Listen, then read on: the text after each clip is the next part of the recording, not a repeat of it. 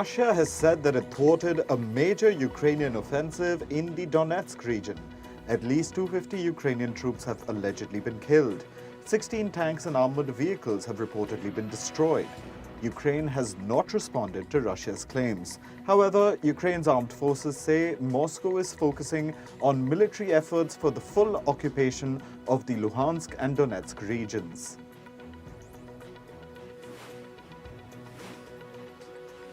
Russia's Pacific Fleet has begun a naval exercise in the seas of Japan and Okhotsk.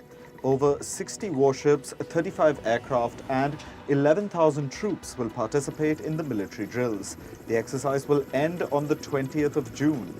The drills are happening amid Ukraine's ongoing counteroffensive. Protests broke out in Sweden's capital, Stockholm, on Sunday. People demonstrated against a new anti-terror legislation. It was passed to address Turkey's opposition to Sweden's NATO bid. The demonstration was organized by the Kurdistan Workers' Party, which has been outlawed by Turkey. Sweden's new legislation criminalizes participation in the quote-unquote terrorist organization. Turkey has deployed a battalion of its special forces in Kosovo at the request of fellow NATO members. These troops will join NATO's 4,000-strong KFOR peacekeeping force in the northern regions of Kosovo.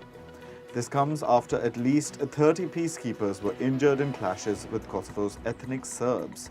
Protests had erupted over the installation of ethnic Albanian mayors in the Serb-majority areas. The United States scrambled F-16 fighter jets in a supersonic chase. This was after a light aircraft violated airspace in Washington, D.C. Officials say that it later crashed into the mountains in Virginia. The fighter jets prompted a sonic boom over the U.S. Capitol. The U.S. military attempted to establish contact with the pilot, who was unresponsive. The U.S. Navy has released a video showing a Chinese warship that came within 137 meters of a U.S. destroyer in the Taiwan Strait. U.S. officials say that the warship passed in an unsafe manner. The Chinese ship forced the U.S. destroyer to slow down to avoid a collision. This comes at a time when the American and Canadian navies were conducting a joint exercise in the strait.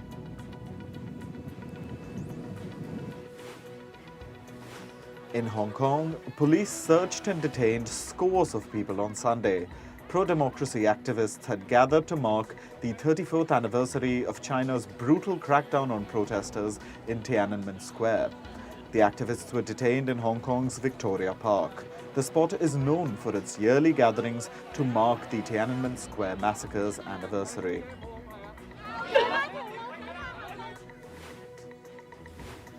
U.S. Defense Secretary Lloyd Austin has arrived in India. The aim of his visit is to further strengthen the defense partnership between India and the United States. Lloyd tweeted that he wants to advance a shared vision for a free and open Indo-Pacific. The visit will focus on new defense innovations between the two countries.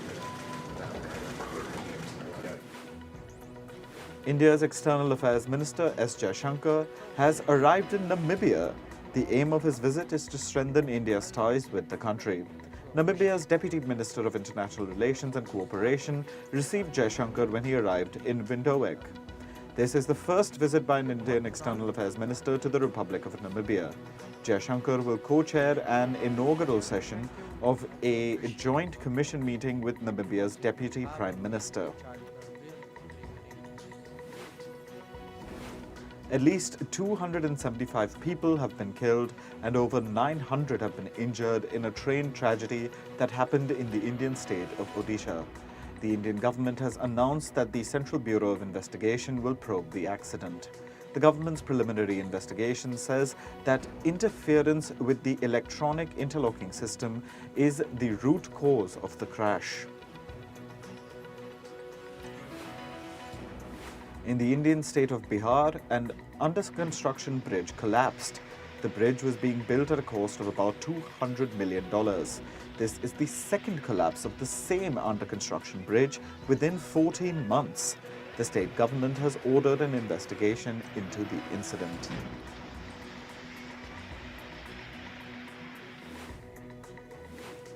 UK Prime Minister Rishi Sonak will announce a plan this week to cut the flow of migrants. He said that the UK government is struggling to cope with the number of migrants entering the country.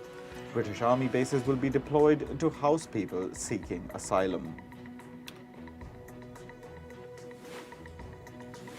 Thailand's Move Forward Party leader Pita Limjaroenrat joined the Bangkok Pride March on Sunday. He is the country's frontrunner for the role of Prime Minister. He has promised to pass legislation on marriage equality and gender identity if he becomes Premier. The MFP leader is poised to become the country's youngest Prime Minister in 78 years.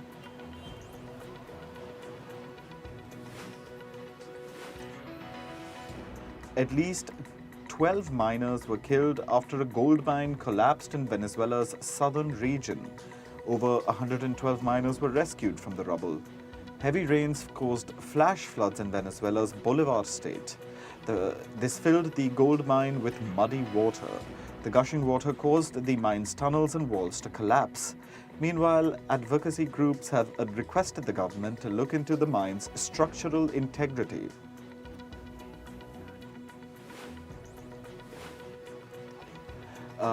June 5th marks World Environment Day. The day is celebrated globally to raise awareness about the protection and preservation of the environment. This year, the theme for World Environment Day is Beat Plastic Pollution. According to new research, rich nations are not doing enough to protect vulnerable countries from the impacts of the climate crisis. The report points out that only about $11 billion of climate finance from rich countries in 2020 was used to help developing countries adapt to extreme weather. Experts say that $11 billion is nowhere near enough for countries to deal with extreme weather events. This comes despite increasing incidents of climate-related disasters. India witnessed the world's fourth highest internal migration in 2022 due to climate change. This is according to a report published by a local think tank. More than 2 million people were internally displaced. Globally, the climate crisis is responsible for about half of all total internal displacement. However, in India, 100% of internal displacement reportedly happens due to climate change. Firefighters in Canada's British Columbia province are trying to tackle wildfires. On Sunday, there were 67 active wildfires in British Columbia. 11 began over the last day. Last month, the province of Alberta had declared a provincial state of emergency. Alberta had witnessed unprecedented wildfires this season. Tens of thousands of people were evacuated. Floodwaters in Turkey's Ankara entered an apartment building. Nearby roads were completely submerged in water. Ankara experienced heavy floods in the past week. It damaged property and disrupted the city's transport network. Central Japan is witnessing heavy rains. This comes as tropical storm Moar is passing through the country's main island, Honshu. Moar has weakened from the status of a super typhoon. However, the Japanese authorities have still urged people to be on high alert for landslides.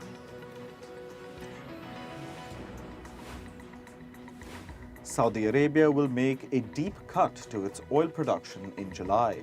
This is on top of a broader OPEC Plus deal to limit supply into 2024. Saudi's energy ministry said that the country's output would drop to 9 million barrels per day. Presently, the country produces 10 million barrels of oil per day. This comes as OPEC Plus is seeking to boost declining prices in the sector.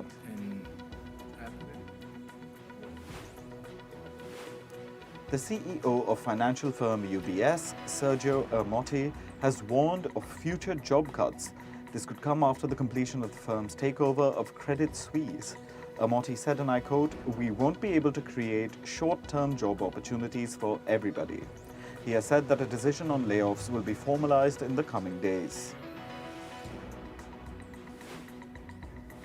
Meanwhile, the Swiss bank is looking to retain more than 100 Credit Suisse bankers in Asia. These include countries like South Korea, Thailand, Vietnam, and India.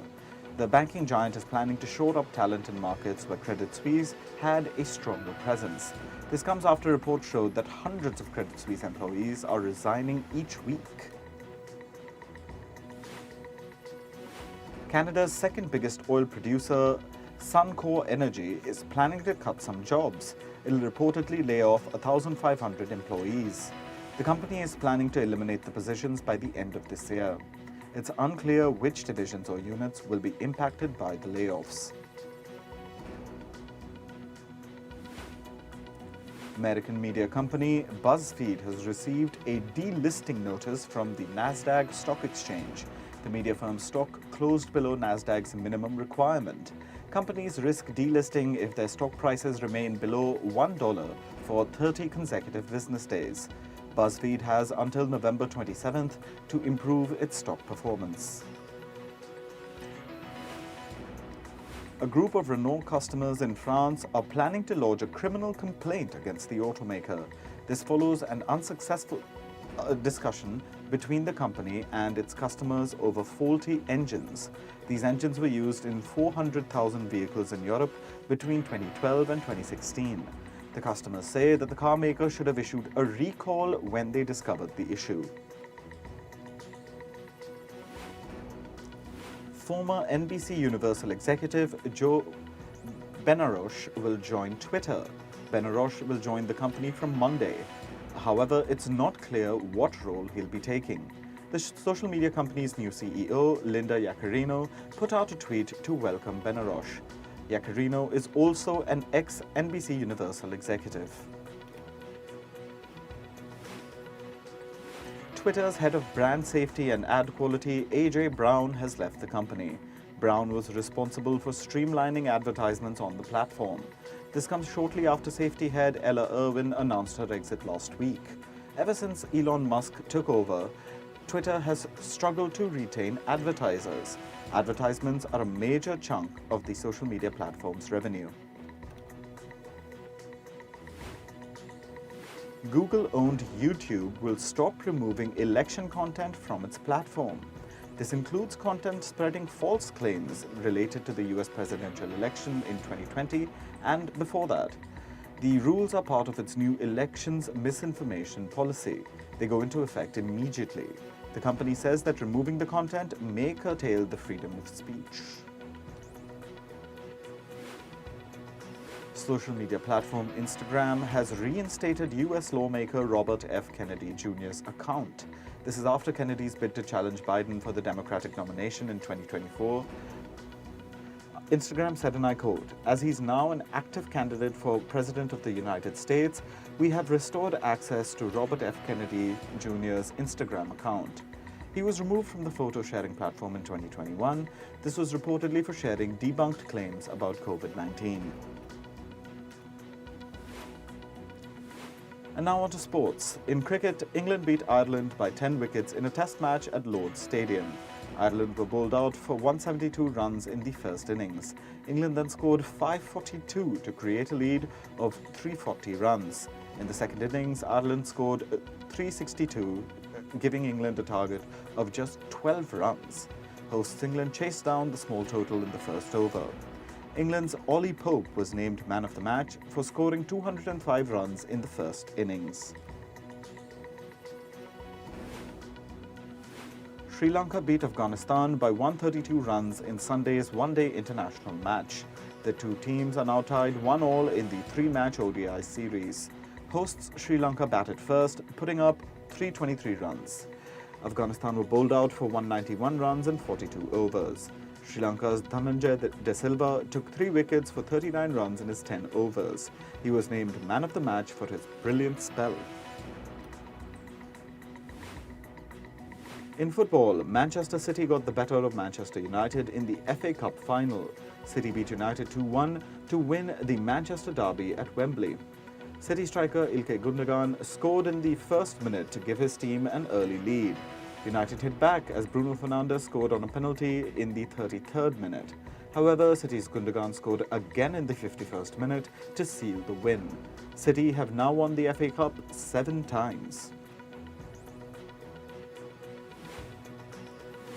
Striker Karim Benzema has called it quits with his current club, Real Madrid. The Frenchman has spent 14 seasons at the Spanish club. Benzema has signed a 2-year agreement with Saudi Pro League club Al Ittihad. He'll now become the second major name footballer to play in the Saudi League after Cristiano Ronaldo. AC Milan striker Zlatan Ibrahimovic has announced his retirement from football across all formats. The 41-year-old Swede played his final match on Sunday when Milan beat Verona 3-1. Ibrahimovic began his career for Malmö FF in 1999. He has also played for major clubs like Manchester United, Inter Milan and Barcelona. Ibrahimovic retires as Sweden's all-time highest goal scorer with 62 goals in 121 matches.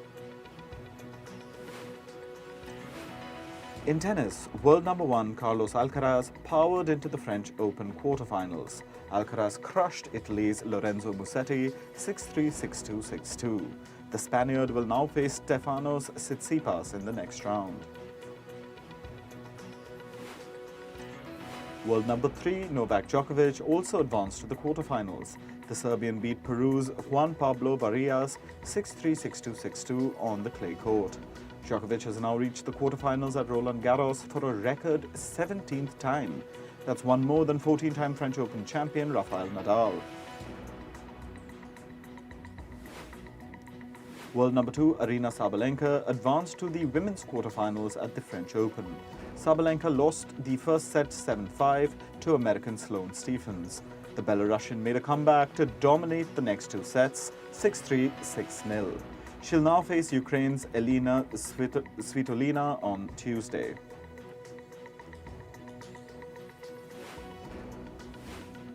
In Formula 1, Max Verstappen continued his spectacular year after winning the Spanish Grand Prix on Sunday. This was his 5th win this season. He now leads the charts by 53 points.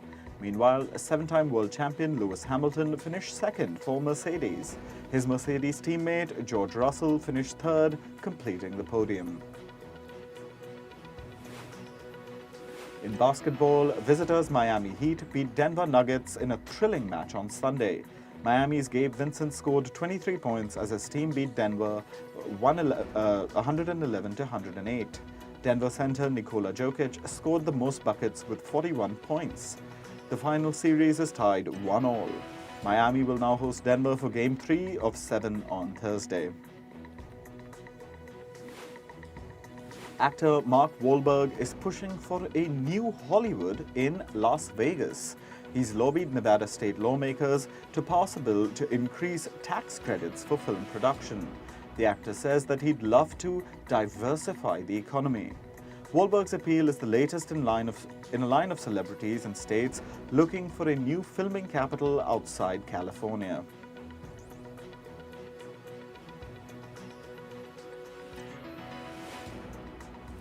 Japan's Studio Ghibli is ready to release co-founder Hayao Miyazaki's final film. The film is titled How Do You Live? It traces the story of a young boy after his father's death. It'll release in Japan on the 14th of July.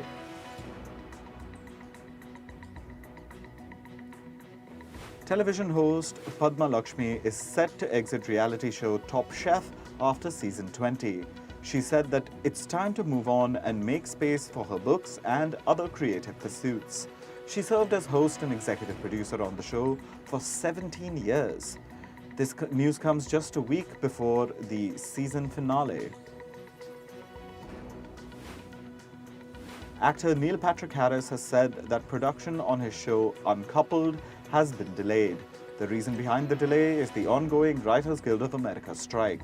Harris said that they were set to begin shooting in July. He extended his support for the writers and said that they'll wait until that plays itself out.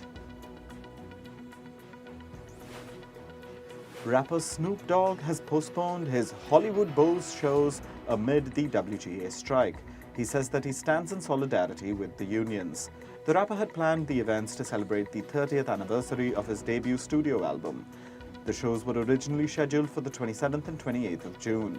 They've now been rescheduled to the 20th and 21st of October.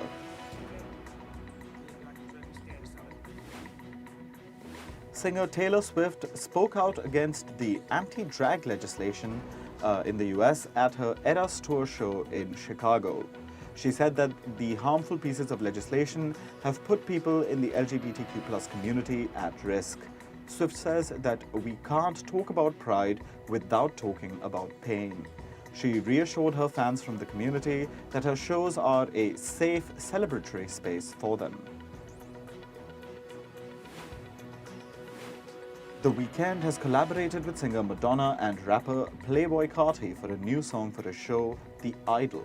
The song is titled Popular. It's the second song in his soundtrack titled The Idol Volume 1. The soundtrack will release on the 30th of June. BTS singer Jungkook is set to make his solo debut with a music album. Even though Jungkook has released singles before, this will be his first full-length music album. Jungkook has also sung a song in English. The album will release on the 14th of July. The family and music agency of late K-pop singer Moonbin have set up a new memorial space for him. It's located at a Buddhist temple in Gyeonggi in South Korea. Fans are urged to not leave food items. However, letters and notes are allowed. The space will open for public on the 7th of June. Moonbin reportedly died by suicide on the 19th of April. Hip-hop trio The Fugees had a surprise mini-reunion at the annual Roots Picnic Music Festival. This was held in Philadelphia in the US. The band performed 6 songs. This could be the last time that the three perform together on stage. The rapper Pras Mitchell is facing a 20-year jail term for funneling money into an election campaign from a Malaysian financier.